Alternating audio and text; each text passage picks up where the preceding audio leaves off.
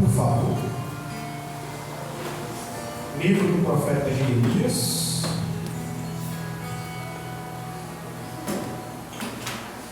Livro do profeta Jeremias, capítulo 2, verso 11, por favor. Jeremias 2, versículo 11.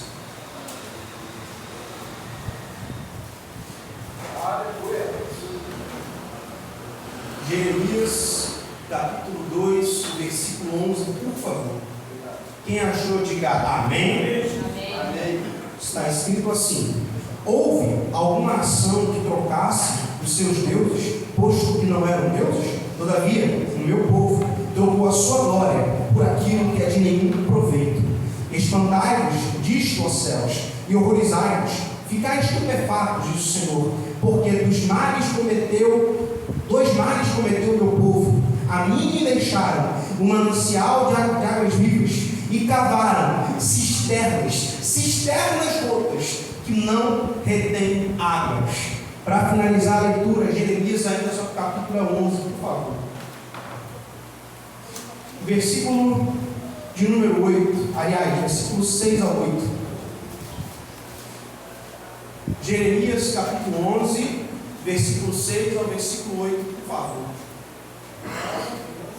Quem achou, diga amém, Jesus. Amém. Jeremias 11, versículo 6 ao versículo de número 8. Tornou-me o Senhor, apregoa todas estas palavras nas cidades de Judá e nas ruas de Jerusalém, dizendo: ouvi as palavras desta aliança e cumpri-as, porque deveras adverti a vossos pais, no dia em que os tirei da terra do Egito, até o dia de hoje, testemunhando desde cedo cada dia, dizendo: dai ouvido à minha voz. Mas não atenderam, nem inclinaram o seu ouvido, antes andaram cada um segundo a dureza do seu coração maligno.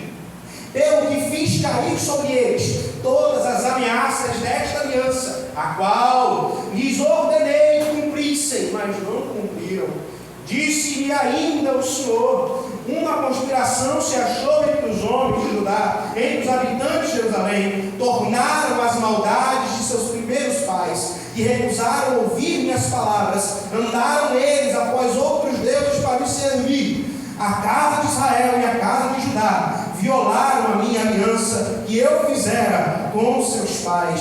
Portanto, assim diz o Senhor: eis que trarei mal sobre eles, de que não poderão escapar. Clamarão, mas porém não os ouvirei. Então a cidade de Judá e os habitantes de Jerusalém irão aos deuses a quem eles queimaram incenso, e a eles clamarão, porém estes de nenhuma sorte os livrarão do tempo do seu mal. Então, mostrando, se possível, batendo palmo e dando glória para Jesus.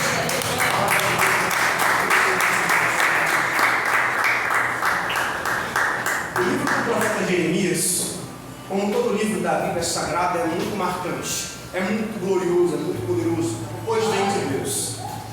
O ministério do profeta começa num período conturbado.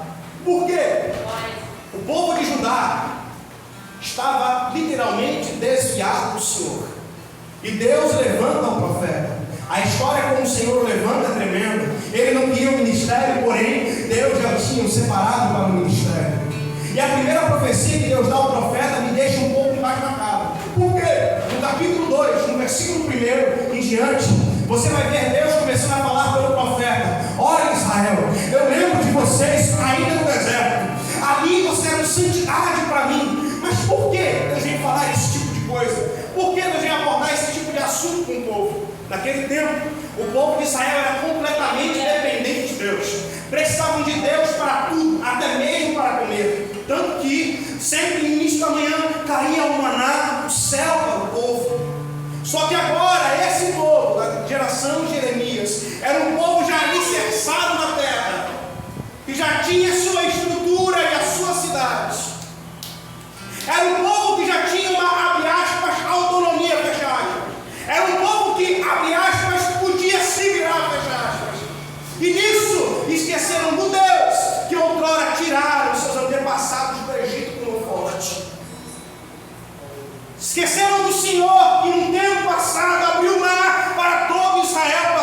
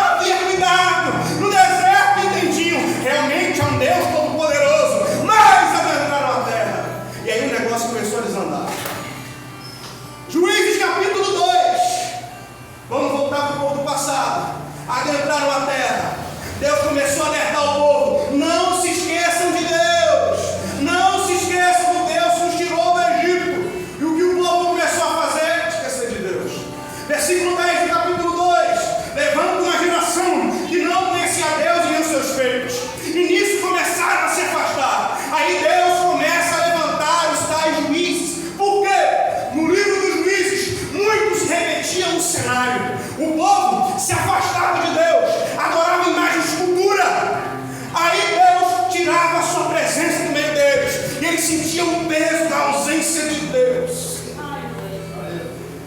Irmão, não estou entendendo. Quando Deus está na sua jornada, quando o eterno está na sua trajetória, você sente o cuidado dele, você consegue contemplar o agir dele a seu favor. Por quê? Quando o eterno está na sua jornada, há o temor da oração, e o crente que ora, ele vê o cuidado de Deus a todo instante. Porém, quando o povo começou a se afastar de Deus, Deus saía, e Deus mostrava o que era o povo sem a sua presença. Por isso o texto fala várias vezes que o Senhor pesava a mão, o Senhor permitia o povo ser afligido, porque o povo de Israel era em tudo vitorioso, pela presença que Deus estava, mas quando a presença saía, a real verdade do povo de Israel era: não são nada sem Deus que os guarda. Isso repetiu por várias vezes. E aqui temos uma cidade, temos uma tribo, aliás, uma nação chamada Judá, composta pelas tribos de Benjamim, Judá e a cidade de Jerusalém. O povo estava até estável economicamente falando, o povo estava até crescido, mesmo sendo uma cidade, um povo, uma nação pequena, mas eles começaram a se ensoberbecer, largando a lei de Deus e indo pelos seus próprios maus caminhos. Eu vou repetir, porque o próprio Deus fala isso no versículo 8. O povo começou a andar pelos caminhos do seu coração maligno. Não sou eu, o Eterno denuncia isso. O povo começa a sair da presença de Deus e começa a fazer sua bela vontade, andar segundo o seu próprio prazer, seguindo a quem queria, o mesmo que nem Deus fosse. E aí Deus, no capítulo 2 ainda, a partir do versículo 11, vai denunciar esse pecado e deixar claro para quem quiser entender. Já ouviram entre as nações vizinhas alguém que abandonasse os seus deuses, mesmo não sendo deuses? Pois é, o meu povo trocou a sua glória. Versículo 13, quer mais? Então tá bom. O meu povo cometeu 2 erros. Primeiro erro, largou o manancial de água viva, o Senhor. Segundo erro, fizeram cisternas. E sabe o que é mais interessante no texto? Ele vem dizer que tipo de cisterna? Cisterna rota. Eu pesquisei o que é esse negócio. Eu pensei, mas o que é uma cisterna rota? Eu li aqui e não entendia. Eu fui buscar imagens de como poderia ser uma cisterna naquele tempo. Então imagine comigo uma cisterna, um buraco, uma cratera cavada no chão, havia tampa para poder cobrir a água. Mas o que significa roto?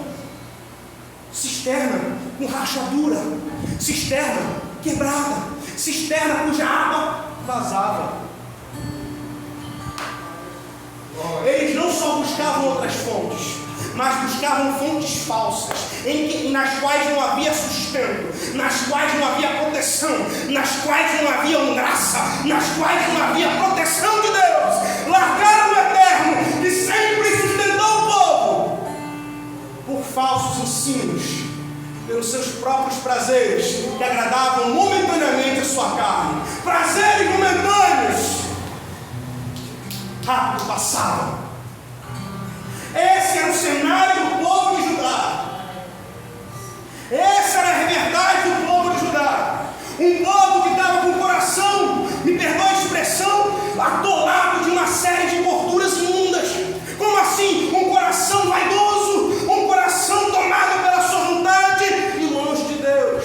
E para piorar, naquele cenário havia profetas que diziam: o povo está indo bem, o povo é bênção de Deus. Aí o que Deus faz? Eu vou levantar um para falar o que realmente eu quero falar. Aí vem Jeremias. Tá bem não, tá legal não. Se continuar assim o negócio vai ficar sério. Se continuar assim, se não se arrepender, Deus vai mostrar que Ele é Deus e vai pesar a mão sobre o povo. Mas Francisco, o que você quer pregar com isso? Uma frase que Deus já pastor está na minha cabeça.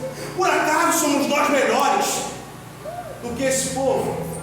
Será que podemos olhar para esse povo com um tom de juízo e falar: esse povo é mau, sem olhar que nós também podemos cair da mesma maneira? Será que podemos dizer: esse povo não presta não. E nós é bom o quê? Se é Jesus que torna a gente bom. Devemos tomar cuidado dioturnamente. Francisco quer dizer dioturnamente, todo dia, toda noite, toda madrugada, a cada instante.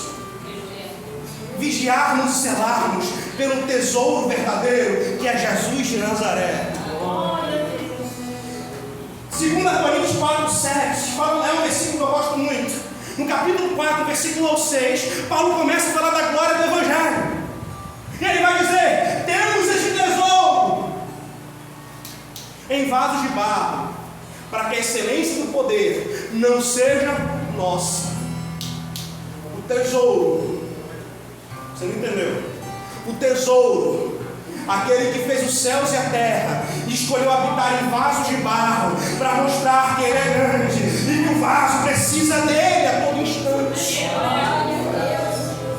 Nós não somos nada sem o tesouro. Só o fato de estarmos aqui é uma prova do cuidado do tesouro.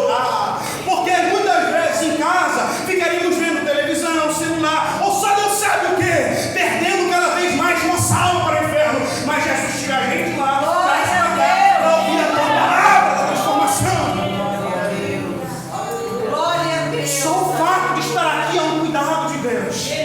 Só o fato de estar aqui é uma prova do amor de Deus. Me prova. Se Jesus não vai à cruz, não tem igreja para você ir. Se Jesus não vai à cruz, não tem Bíblia para você conhecer. Por quê? A salvação não era para a gente. Nunca foi. Era para o povo judeu. E o próprio Jesus fala isso, para quem acha que estou enganando. Quer que eu prove? Muito prazer.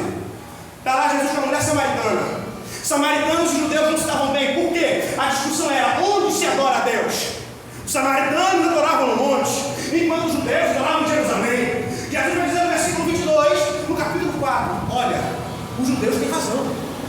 Jerusalém é o lugar de adorar. E por quê? A salvação é dos judeus. A salvação era para eles inicialmente. Só que Jesus vem para pegar a salvação que era separada para eles, por serem herdeiros de Abraão, e traz para a gente. Versículo 11, do capítulo 1 de João: veio para o que era seu, mas os seus não receberam. Mas a todos quanto receberam, deu-lhes o poder de serem chamados filhos de Deus. Perceba que é Ele que dá esse poder. Não é você que faz descer sobre você, é Ele quem dá o poder. Por quê? Você recebe. Se você recebe o tesouro, você é adotado, literalmente, como filho do Eterno. Mas porque o tesouro, que é o Filho unigênito, está em você. É Ele quem torna o crente filho. Não é o crente quem se torna, é Ele quem torna. Quando o crente recebe, quando o crente aceita, quando o crente assume: eu preciso, eu sou pecador, eu sou um ser errante, eu erro a todo instante. Se não for a boa mão de Deus para me livrar das minhas vontades carnais, eu estou ferrado. Jeremias 13, versículo 1 em diante. Deus fala com o profeta uma coisa muito legal: compra um cinto. Irmão, que negócio é esse? Você vai entender. Compra um cinto. Tá bom, Senhor, comprei. Coloca ele debaixo de uma pedra e deixa aí. Sim, Senhor. Jeremias foi embora. Deus fala com ele: vai lá e pega o cinto. Jeremias foi e pegou o cinto. Pergunte como o cinto estava. Podre.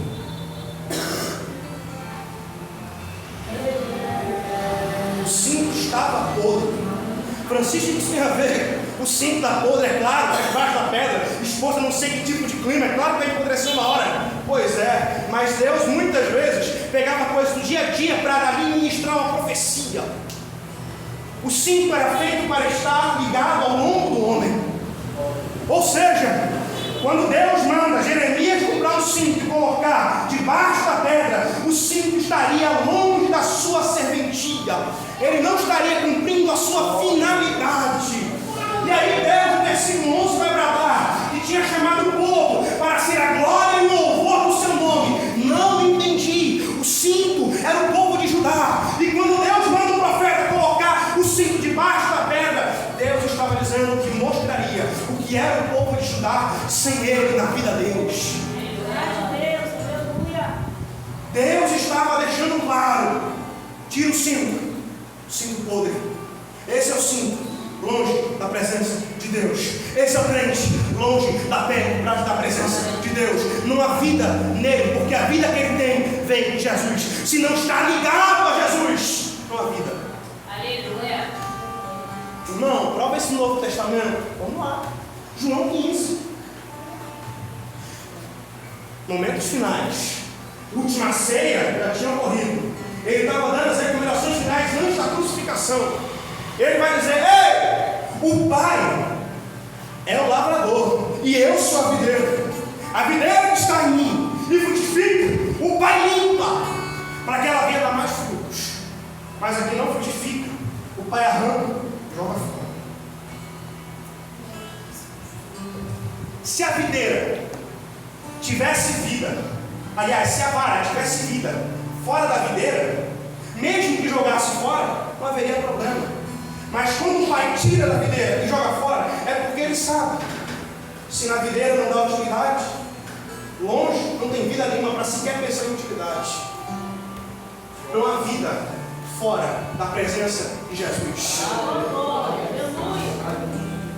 Muitas vezes alguém pode se perguntar: Francisco, há um erro na sua frase, na sua colocação. Por quê? Eu estou aqui, eu estou consciente, eu estou pensando, eu estou falando, eu estou movendo os meus braços, então logo a sua tese está errada. Pois é, digníssimo irmão, o que você cumpre aqui é um papel na existência, mas a vida verdadeira que te faz entender para o que você foi feito, para o que você foi separado e para o que você é reservado. Desculpa, se está sem Jesus não sabe o que é, logo não vive de verdade. Porque não vive o real propósito. O que acontece é só um funcionamento do corpo.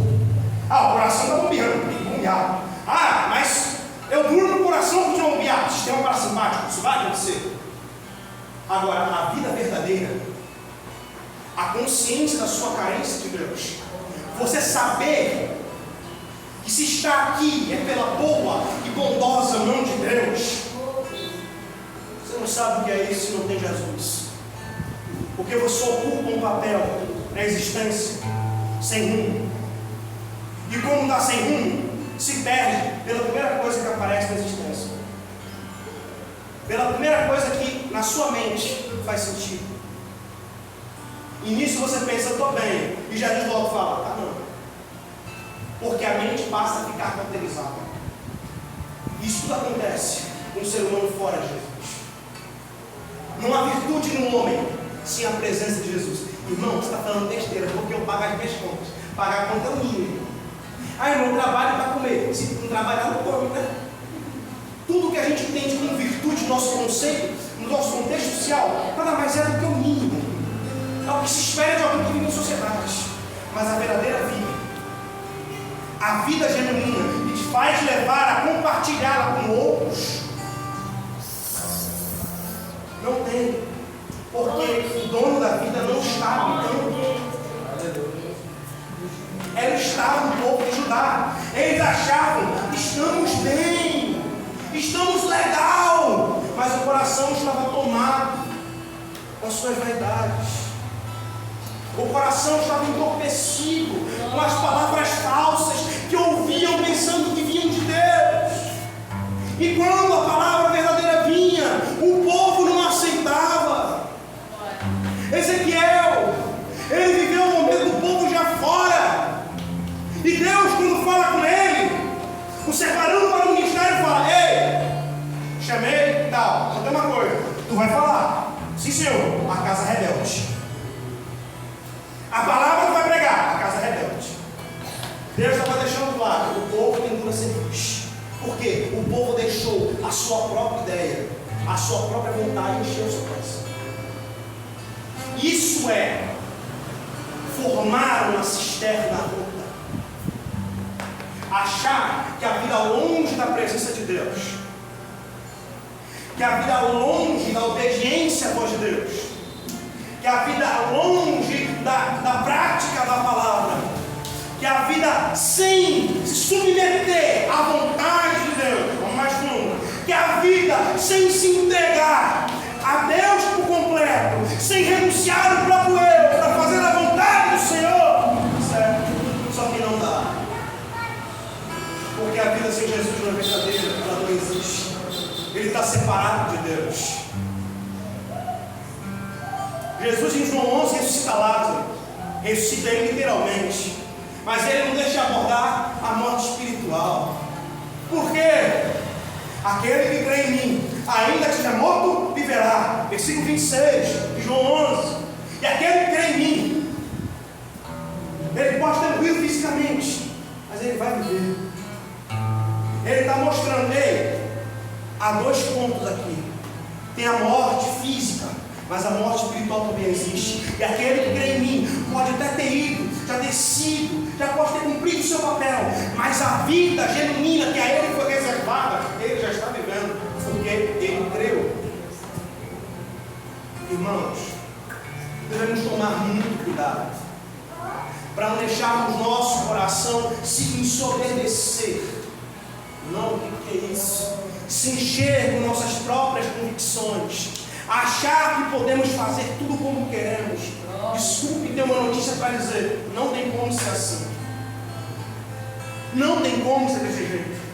Porque Deus não te chamou para você andar por aí, para eu andar por aí sem rumo, fazendo tudo que me dá na telha. Deus me chamou para pertencer a Ele por inteiro. Deus não quer parte. Deus não quer um pouquinho ali, um pouquinho ali. Não. Com Jesus não tem isso, Ele quer tudo. Ele quer tudo. Toda a sua vida. Tudo. Ele quer absolutamente tudo. Saulo perseguiu a igreja, sim, mas quando Jesus o encontrou, ele entregou tudo. Toda a sua existência, todo o seu ser, em função do reino de Deus. Irmãos, Jesus separou os 12, e os 12 entregaram tudo. Pedro, ele chegou a negar? Chegou, mas se arrependeu, entregou tudo. Tiago, entregou tudo. E por que nós não podemos entregar tudo? É muito se ouve dizer: o tempo atual é muito difícil. Que seja, mas a Bíblia sempre nos dá ensino sobre isso. Sempre nos dá ensino, não fica embasbacado. Porque passa tempo, pode ser a década de 90, 80, 2000, pode ser o que for. Sempre Deus está lá, com a sua palavra ensinando. Eu tenho como passar por isso aí, filho.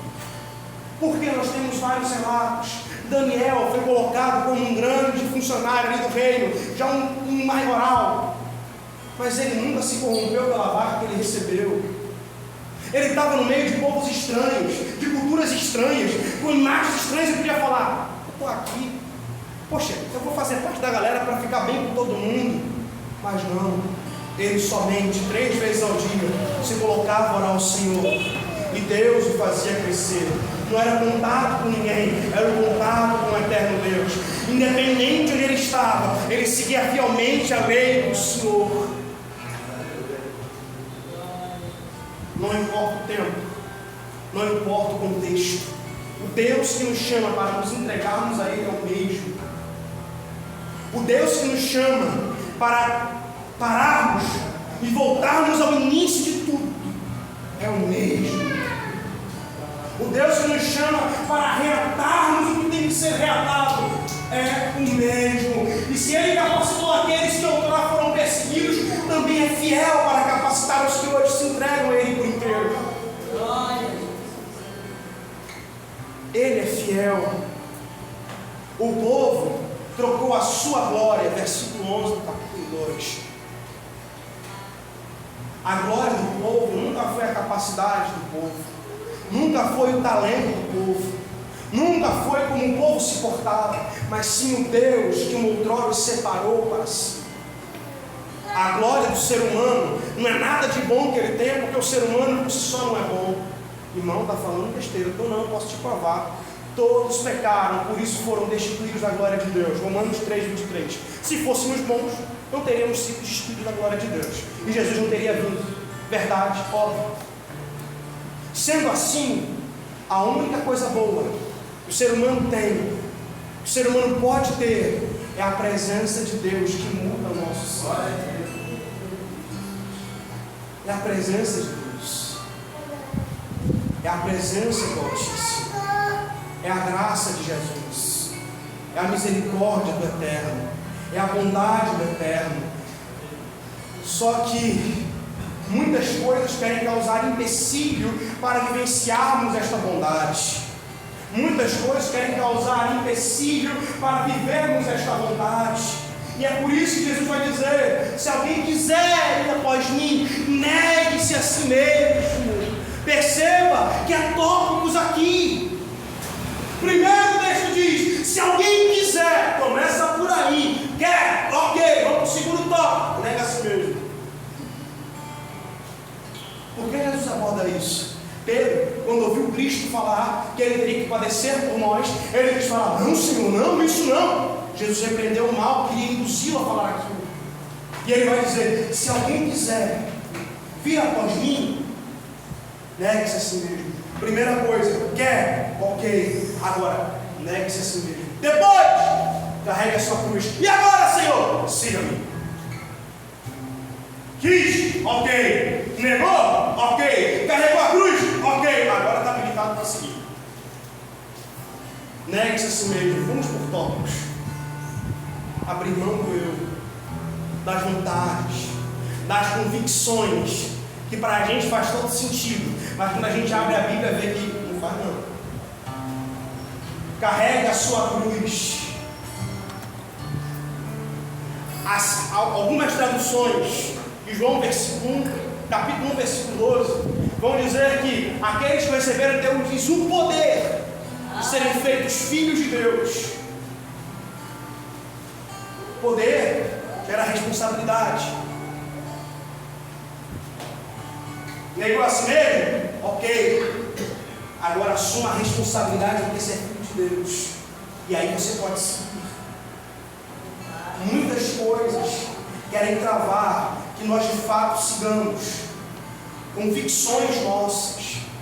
Coisas que fazemos que achamos legais, mas que Deus reprova lá do seu trono. Coisas que achamos, não tem problema, Jesus fala, para você não tem, para mim tem, porque te afasta de mim. Quero viver a bondade de Deus, quero viver a graça de Deus. Top, perfeito. Só tem uma coisa: a graça gera mudança. Então, a partir do momento que eu quero a graça, o velho eu, antes de ter a graça, tem que ser largado. As vontades que desagradavam a Deus, tchau. O que eu achava bom, mas Deus reprovava na sua palavra, tchau. Porque aí eu vou viver a graça na sua essência. Carregue a cruz.